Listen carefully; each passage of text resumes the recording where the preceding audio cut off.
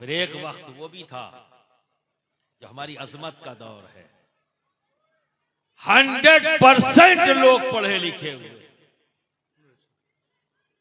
हजरत, वरना पूरी जिंदगी इल्म है और इम्प्लीमेंट नहीं है उसका। तो जिस इल्म से इंसान अपनी जात को फायदा ना पहुंचा सके तो फिर दुनिया को क्या फायदा पहुंचाएगा। तो ये तरबियत का पार्ट होता है जहां ये एहसास पैदा होता है और इसी एहसास के साथ खशियत पैदा होती है। जब एक बार खशियत पैदा हो गई तो इंसान आलिम बन जाता है। कोर्स तो सभी पूरा कर लेते हैं, अगर खशियत कल्ब में पैदा ना हुई तो आलिम नहीं हुआ है, उसने कोर्स पूरा किया है, अपने इंस्टीट्यूट का, अपने मदरसे का करिकुलम पूरा कर लिया, ये किताबें पढ़नी है, ये कोर्स है, पढ़ लिया। लेकिन अगर खशियत दिल में पैदा ना हुई तो आलिम नहीं हुआ है। आलिम तो तब होगा जब खशियत इलाही पैदा हो।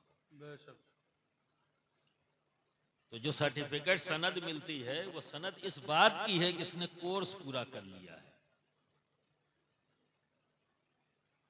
कोर्स पूरा कर लिया है। लेकिन जब खानकाह से निकलता है तो सनद इस बात की मिलती है, जब खिलाफत मिलके वो बाहर निकलते हैं तो ये सनद इस बात की अब ये मुकम्मल हो चुका है, आलिम हो चुका है, ये खशियत पैदा हो जाती है। तो चूंकि एक बुजुर्ग ने इसे कायम किया और एक बुजुर्ग ने ही इसकी सरपरस्ती ली,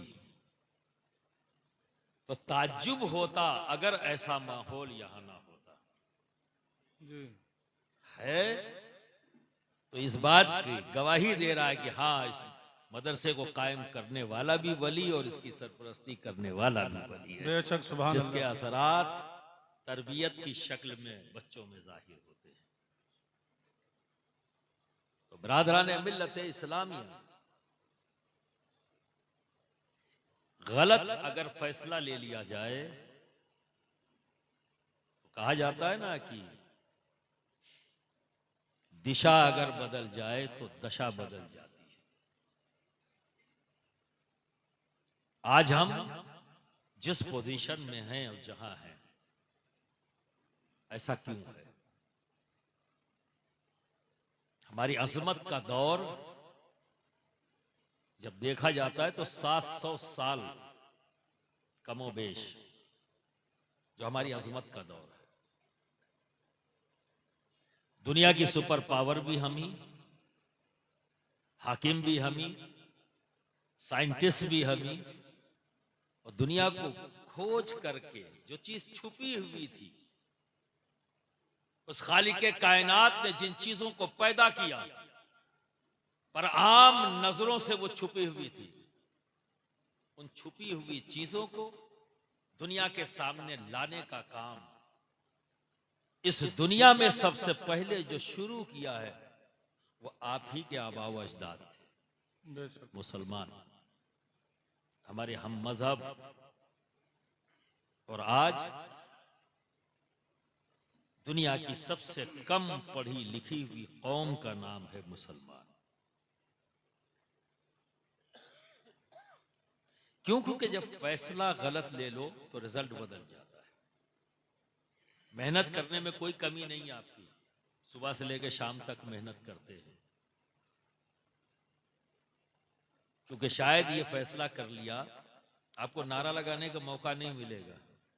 अक्सर मैं नारा लगाने का मौका नहीं देता, इसलिए कि मैं चाहता हूं कि अब संजीदगी अख्तियार किया जाए और संजीदगी से गौर व फिक्र किया जाए, एहसास किया जाए कि आखिर हमारी कमी क्या है, कि हम दुनिया की दौड़ में पीछे क्यों रह रहे हैं, हमारे मुल्क की तरक्की में क्यों नहीं हमारा बढ़ चढ़ कर हाथ है। ये हमें सोचना पड़ेगा। तो फिर संजीदगी अख्तियार करनी पड़ेगी, वरना क्या होगा कि रात गुजर जाएगी नारों के शोर में, बात खत्म। तो सुनेंगे ना आप संजीदगी से। नींद तो नहीं आ रही है। हाँ, तो मुझे लगता है कहां गलत हो गया फैसला। दौलत, सबको दौलत चाहिए, चाहिए ना कि नहीं चाहिए? कोई है ऐसा जो कहेगा हमें दौलत नहीं चाहिए? बच्चे में जैसे ही शऊर आता है वो सोचना शुरू कर देता है, ठीक है। और इस दौलत को आपने इज्जत से जोड़ दिया, इसलिए अक्सर कहते हुए नजर आते हैं मेरे पास पैसा नहीं है ना, इसलिए कोई मेरी इज्जत नहीं करता। दौलत हासिल कर लूंगा, इज्जत वाला बन जाऊंगा। और इस होड़ में इंसान चल पड़ा, दौलत हासिल करना है। और इस दौलत हासिल करने में ये भूल गया कि जिस जमीन पर मैं कब्जा कर रहा हूं उसका ताल्लुक किसी मदरसे से है, उसका ताल्लुक किसी मस्जिद से है, उसका ताल्लुक किसी यतीम से है, उसका ताल्लुक किसी बेवा से है। भूल गए। जिस दौलत को मैं हासिल कर रहा हूं, इस हासिल करने का तरीका जायज है या नाजायज, भूल गए। मैं जिस रिस्क को कमा रहा हूं वो हलाल है या हराम, भूल गए। क्यों? क्योंकि जहन ने एक फैसला दे दिया कि अगर दुनिया में इज्जत चाहिए तो दौलत हासिल कर लो। और सारे करप्शन की वजह यही फिक्र, यही सोच बन गई। और इस करप्शन की, इस सोच की वजह से करप्शन जो बढ़ा, किसी जगह को उसने नहीं छोड़ा। ना इस सोच से मस्जिद बची, ना मदरसा बचा, ना आस्थाने बचे, कोई जगह नहीं बची। अब ये सब तो बहुत अच्छी जगह है, दुकान, मार्केट, ये सब चीजें तो चलो दूसरे नंबर पे आती है, लेकिन ये वो जगहें हैं जहां इंसान जाने के बाद अपनी सोच को बदल लेता है। लेकिन इस जज्बे ने कि दौलत हासिल करूंगा तो मुझे इज्जत मिलेगी, इस होड़ में ये जगहें भी महफूज ना रह सकी। और हम देख रहे हैं फैसला आपका है, और इंसान का किया हुआ फैसला जरूरी नहीं है कि उसके रिजल्ट सही आवे। क्यों? क्योंकि आपके दिमाग के करीब इब्लीस खड़ा है जो अजली दुश्मन है, और वो कभी नहीं चाहता कि आप कामयाब हो। चाहता है? नहीं चाहता ना। अब उसका कंट्रोल दिमाग पे हुआ, घुमा दिया उसने।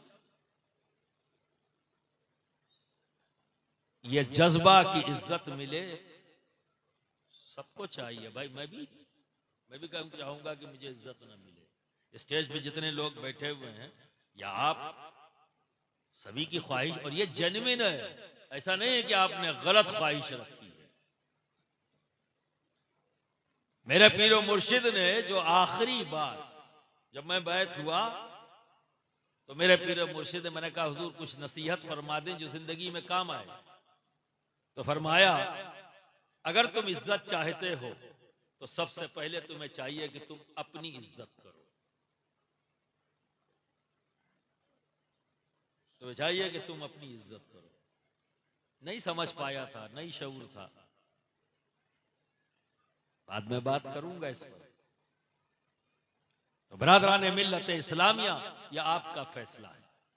क्या आप नहीं चाहोगे कि मैं आपके रब का फैसला बताऊंगा? आपको जानना चाहोगे? जी। इज्जत भी मिलेगी और दौलत भी,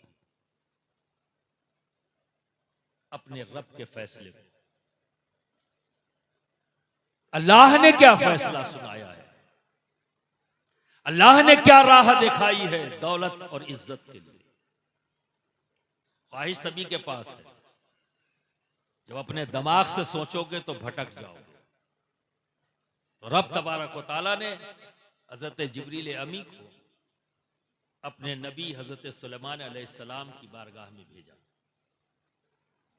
जानते हो कौन है? नबी है। और ऐसे नबी जिनकी हुकूमत अल्लाह ने इन्हें हुकूमत अता की, और ऐसी हुकूमत कि सिर्फ इंसानों पर नहीं, जिन्नातों पर भी, चरिंद परिंद हैवानात सब पर आपकी हुकूमत।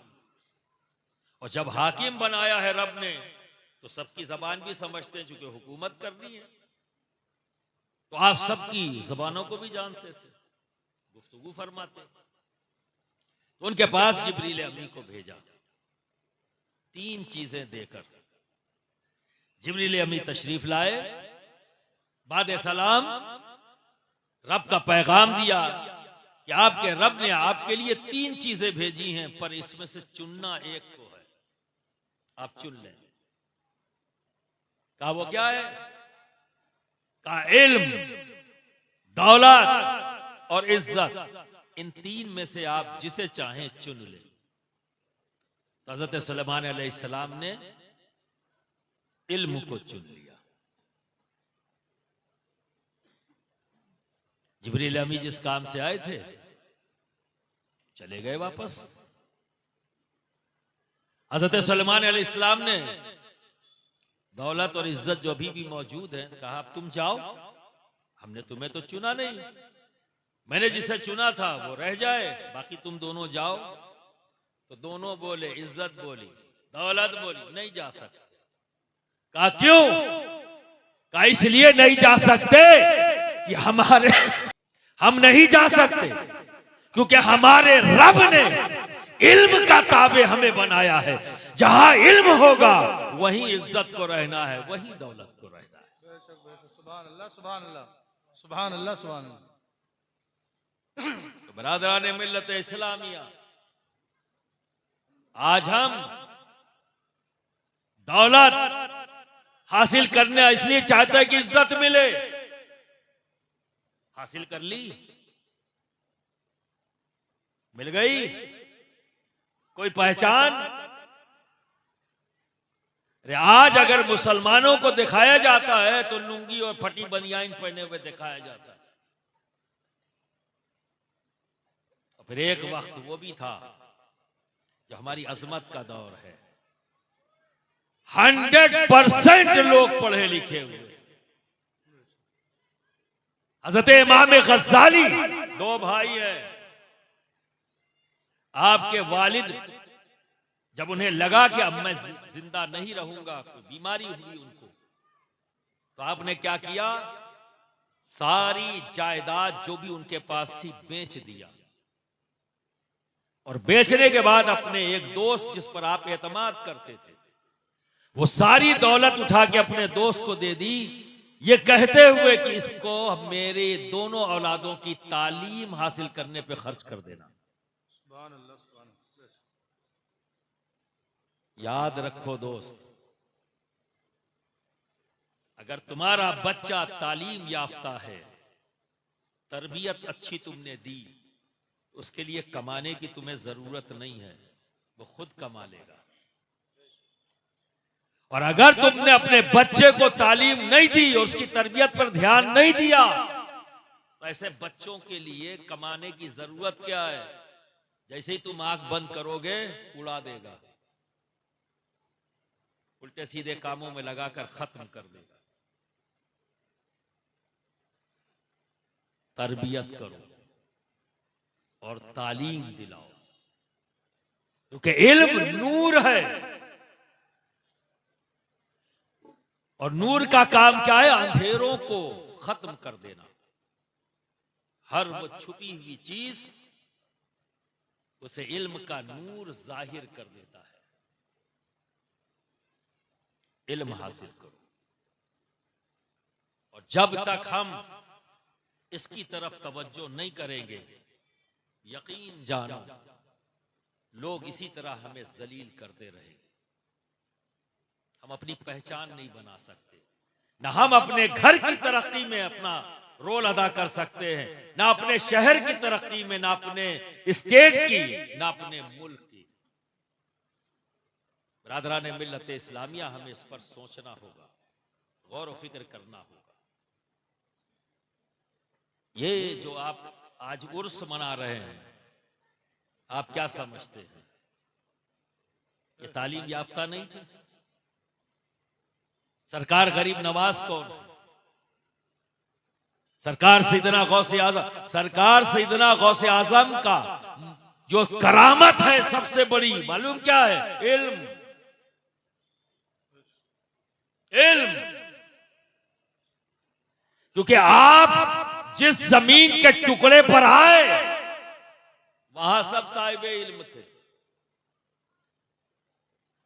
और उस इल्म की वजह से इतना जोम पैदा हो गया, किसी को तफरीह का सामान बना लिया, कि वे तरबियत से खाली थे। इल्म तो हासिल कर लिया, पर तरबियत की कमी। तो अब क्या कर रहे हैं? मिसवाक कितनी बड़ी, कितनी बड़ी, महीनों बहस कर रहे हैं। दामन पर अगर मच्छर का खून लग जाए तो नमाज होगी कि नहीं होगी? महीनों बहस। जरूरत थी कि ऐसी फिक्र और ऐसी आदत रखने वालों के बीच में कोई आए। तो अल्लाह रब्बुल इज्जत ने उसकी मशीयत देखो, किसको भेजा? गौसे आजम। सुभान अल्लाह, बेशक। ये किसके पोते हैं, किसके बेटे हैं? अली ये मुर्तजा। सुभान अल्लाह, बेशक। एक चीज इसमें, जब गौसे पाक आए तो उसी बगदाद की जमीन पर क्या कहा उन्होंने? मेरा ये कदम रूए जमीन के तमाम औलियाए किराम की गर्दनों पर। सुना है ना आपने, उलमा से सुना है? ठीक। और सबने एक्सेप्ट किया, सभी ने अपनी गर्दनें झुका दी। और ये जुमला कोई भी वली नहीं बोला, यही अव्वल यही आखिर, सरकार गौसे पाक।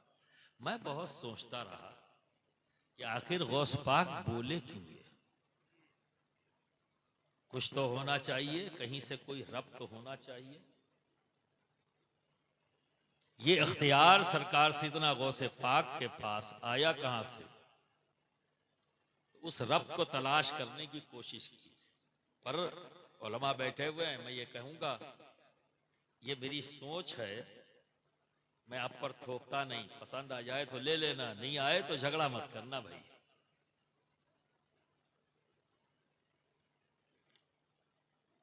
दादा कौन है गौस पाक के? अबू तराब। मौला अली का नाम एक क्या और भी है? अबू तुराब। आपको हैदर भी कहा जाता है ना? जी। आपको मुर्तजा भी कहा जाता है, 2। अली भी और अबू तराब, 4। और इन 4 में सबसे ज्यादा खुश जो होते थे मौला अली, इस नाम से पुकारने में जब उन्हें कहा जाता अबू तराब, तो मस्त हो जाते, सुभान अल्लाह, सुभान अल्लाह। मस्त हो जाते। क्यों? फरमाते कि इस लकब से मेरे आका ने मुझे आवाज दी है, मेरे आका से मुझे यह लकब मिला है। तो याद आ जाती थी जब पहली बार नबी करीम सल्लल्लाहु अलैहि वसल्लम ने इस नाम से पुकारा, सुभान अल्लाह, सुभान अल्लाह। या अबा तुराब। अच्छा, यहां सोचना पड़ेगा, तुराब का माना मट्टी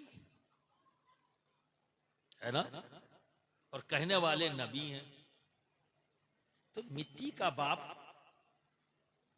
अभी कोई हमा शुमा कोई कहे तो बात कही जा सकती है कि बिना सोचे समझे कह दिया, पर हमारा अकीदा है नबी कुछ नहीं कहते, वही कहते हैं जो रब चाहता है।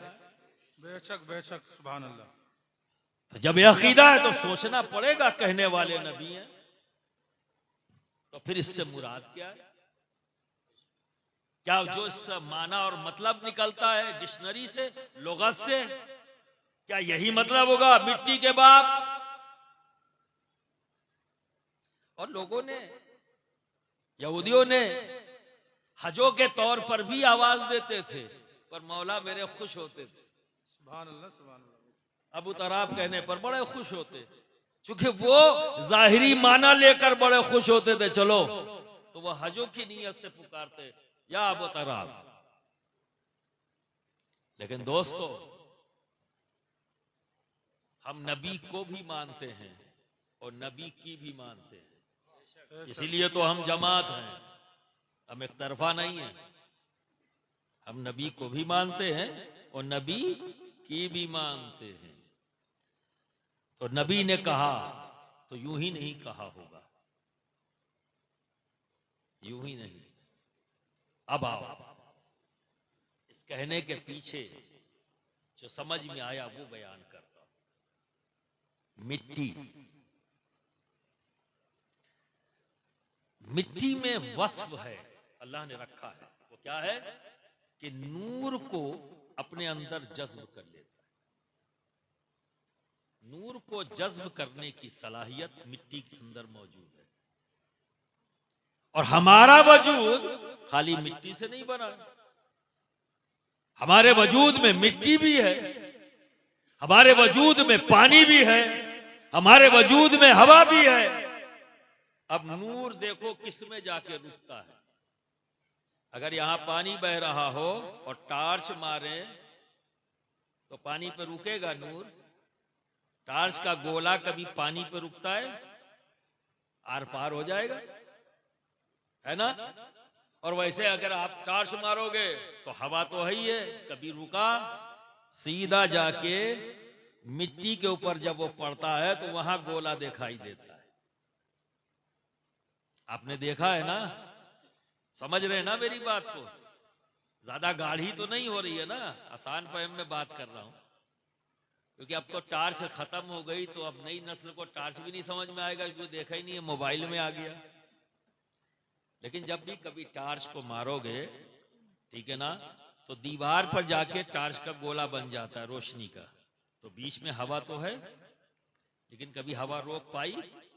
और वो जो लाइट है वो क्या है? नूर ही तो है, लाइट है, नूर है। तो क्या समझ में आया? ना हवा में यह सलाहियत, ना पानी में यह सलाहियत। तो नूर को अपने अंदर समाने की सलाहियत किसमें है? मिट्टी में, मिट्टी में। अब समझ में आया कि नबी अबू तराब क्यों कह रहे हैं? आ जाओ, हजरत आदम अलैहिस्सलाम को क्या कहा जाता है? अबुल बशर। तमाम मिट्टी का वजूद रखने वालों के बाप, यही है ना? यानी हर इंसान के बाप, जितने भी इंसान दुनिया के अंदर है, सबके बाप का नाम कौन? हजरत आदम। चूंकि आप अबुल बशर है और यहां अबू तुराब कहा जा रहा है, यानी है मिट्टी के बाप और मिट्टी के अंदर नूर को समाने की सलाहियत मौजूद, यानी पूरी आदम की औलादों में रूहानियत के बाप का नाम अबू तुराब अली मुर्तजा है। सुभान अल्लाह, सुभान अल्लाह, सुभान अल्लाह। बेशक इस वजूद के बाप का नाम आदम अलैहिस्सलाम है और इस वजूद की रूहानियत का नाम अबू तुराब। सुभान अल्लाह, सुभान अल्लाह। इसीलिए हजरत काजी सनाउल्लाह पानीपती फरमाते हैं कि अली मुर्तजा की विलायत सिर्फ उम्मत मोहम्मदी ही में नहीं, हर उम्मत में, यानी हर नबी की उम्मत में जो भी वली पैदा हुए उन्हें विलायत मौला अली के विलायत से मिली। उनके भी इमाम अली ही हैं। जिस तरह तमाम नबियों को नबूवत मेरे आका के वसीले से मिली, उसी तरह विलायत अली मुर्तजा के वसीले से। बेशक अब समझ में आई गई बात? अब दोस्त फतेह मक्का पर आ जाओ। सरकार है और सब तरफ यही एक ऐसी तारीख है जिसका कोई सानी नहीं, कोई मिसल नहीं दुनिया में। एक बूंद खून नहीं और एक शहर फतह। हर तरफ अमान। अल्लाह के रसूल ने ऐलान फरमा दिया, कोई कत्ल गारत नहीं, सबको अमान है। और पूरा शहर फतेह हो गया। काबतुल्लाह में पहुंचे, जो कुछ भी वहां सफाई अभियान चालू हो गया, साफ हो गया। अब सफाई अभियान में कुछ और सफाइयां बाकी थी। मौला अली ने चाहा कि मैं साफ कर दूं, पर आप वहां तक पहुंच नहीं पा रहे। डंडे से भी कोशिश किया तो नहीं पहुंचा। नबी हैं और अली हैं। नबी से अली ने कहा, आका आप मेरे कांधों पर आ जाएं और मैं खड़ा हो जाऊंगा तो आप ये काम कर दें। तो नबी ने फरमाया, अली तुम नबूवत का बोझ नहीं उठा,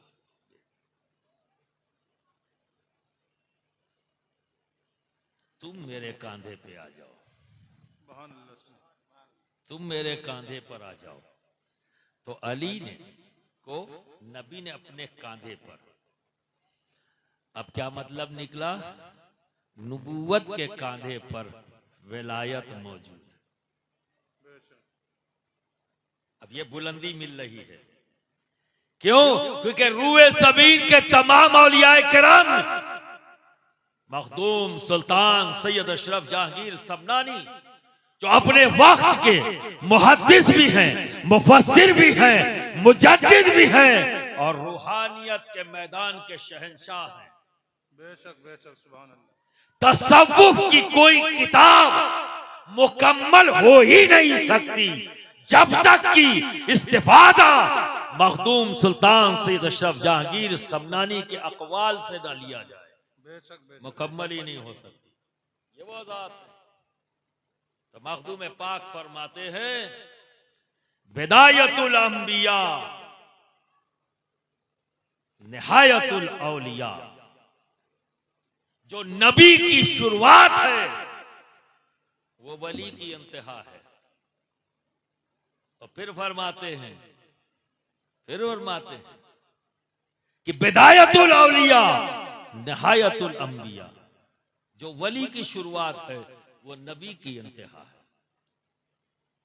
वो नबी की इंतहा है। और कहने वाले कौन है?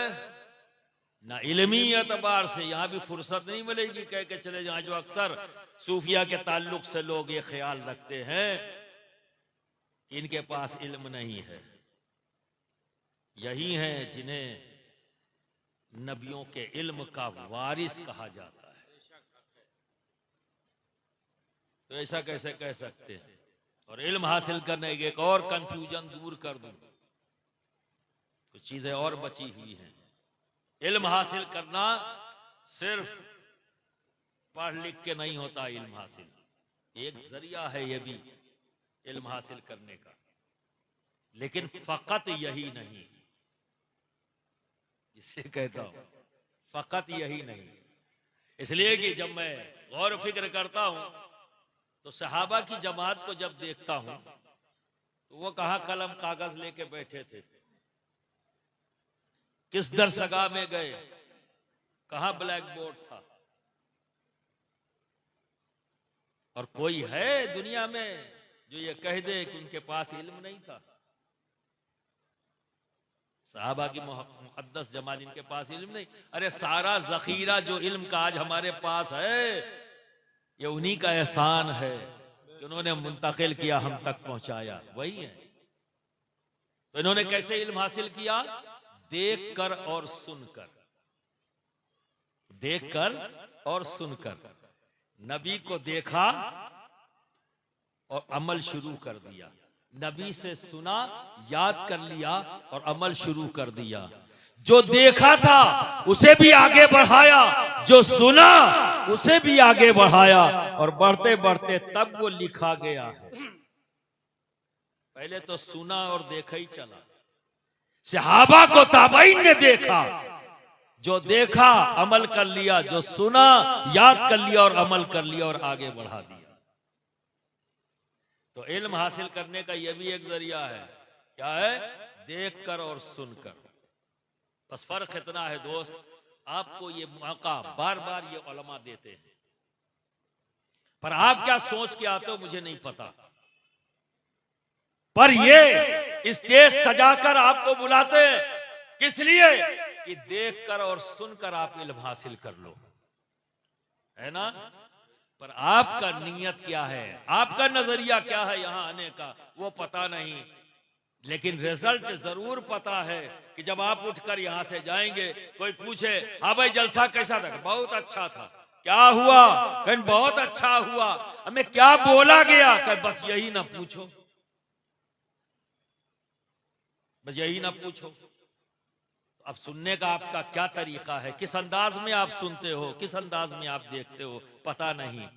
पर देखकर और सुनकर सहाबा ने इल्म हासिल किया, और ताबईन ने सहाबा को देखकर और सुनकर हासिल किया, और तमाम इल्मी जखीरा इसी अंदाज में हम तक पहुंचा जो बाद में लिखा गया। तो 3 तरीके हो गए। और चौथा है इल्म लदुन्नी, जिसे रब तबारक व तआला उसे अता करता है जिसे वो चाहता है। वह अल्लमनाहु मिन लदुन्ना इल्म, खुद रब फरमाता है और मैं अपने खास इल्म से इल्म अता करता हूं जिसे मैं चाहता हूं। तो ये उनके लिए। और मखदूम सिमना फरमाते हैं इस इल्म को हासिल करने के लिए राब्ते तकल्लुम की भी जरूरत नहीं, पढ़ने पढ़ाने की भी जरूरत नहीं, कोई बैठ के पढ़ावे। ये इल्म ऐसे हासिल हो जाता है, मिसाल दिया आपने, जैसे मैयत का तरका।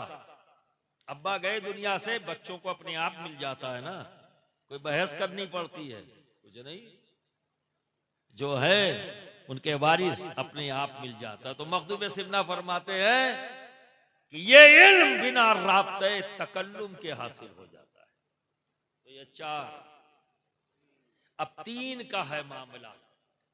तो जो लोग 40 के ऊपर हैं, भागने का रास्ता नहीं है।